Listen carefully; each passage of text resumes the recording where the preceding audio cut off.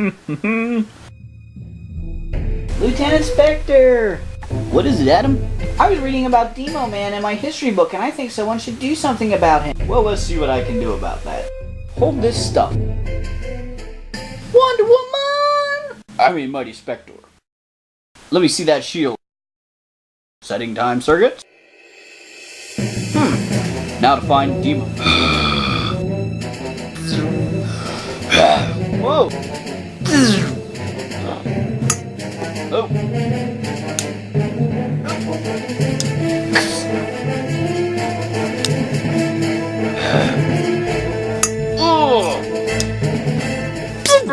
He's damaged my key. I'm trapped in the past.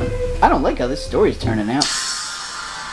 Someone help me! Mighty Spector, I am here to rescue you. How'd you know I needed help, stranger?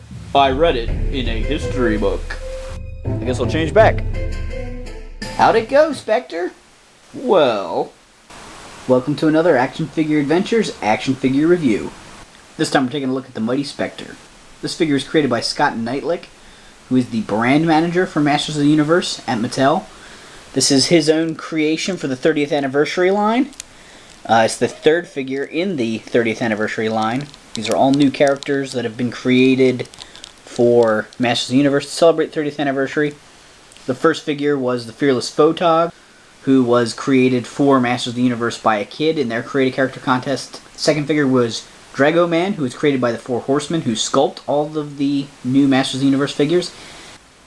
Now, Mighty Spector fits into the Masters of the Universe storyline in the fact that he is a time agent, a new class of Masters of the Universe characters that can travel through time. He has to wear this purple bodysuit that covers his entire body when he time travels, and he uses this little cosmic key on his wrist here to do his time traveling. It's a miniaturized version of the time key Gwildor made in the Masters of the Universe movie. Lieutenant Spector is the name of one of the palace guardsmen. There's a specific sculpted head that's based on Scott Knightlick. So he used the name and the character already, sort of, not knowing he was going to get a chance to actually create his own Masters of the Universe character. And then he was offered a chance to create a MOTUC character for the 30th anniversary because they were having trouble getting celebrity designers to design characters for free. They got Jeff Johns, who writes Green Lantern and other comic books, to create a character for them. Terry, who does a lot of the physical design, the making things work the way they're supposed to. For Mattel, he's designing a character, and Mattel did another Create a Character contest, of which I entered 3 character designs. I don't think I won. Spector here is a combination of new and old parts. His gun is new. This hand's reused. This hand is reused. He's got a new wrist gauntlet that holds the cosmic key. Reused waist. Not sure about the boots, if they're new or not. I think it's interesting how they have ankle cuts here. And this knee pad part of the boot is not connected to it. His cosmic key can be removed, and plugged in its place is this cosmic key with laser sword. We were originally going to get a blade that plugged into the cosmic key and a laser whip that would plug in.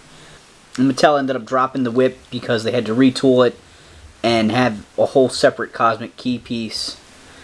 And it, I guess, just cost too much money. So even Toy Guru gets trouble from Mattel with his accessories for his characters. Mighty Spector has taken a lot of flack. A lot of people say he looks too much like a superhero. He's got kind of the Deadpool mask there. Even his harness looks a little bit like 90s Cyclops from the X-Men. I can kind of see it. It doesn't really bother me too much. Masters of the Universe has barbarians and science fiction characters and just about everything else. So to have somebody that's a little bit superhero-esque, I don't really feel like it's that out of the realm of possibilities. So, all in all, I like him. I felt like I had to buy the Mighty Spector. He was released on May 15th, 2012, my 30th anniversary, and he's part of the MOTUC 30th anniversary line. So, I just kind of felt like I needed him. He's got great articulation, everything we're used to with Masters of the Universe. The holster here for his leg, which people were worried about, actually doesn't really get in the way. And like I said, it is detachable back here and over here. This can be removed completely. You know, he's kind of an interesting figure. He's not my all-time favorite, but he certainly isn't my least favorite either. And it'll be interesting to see whether down the road if Mattel would ever decide to do additional time agents.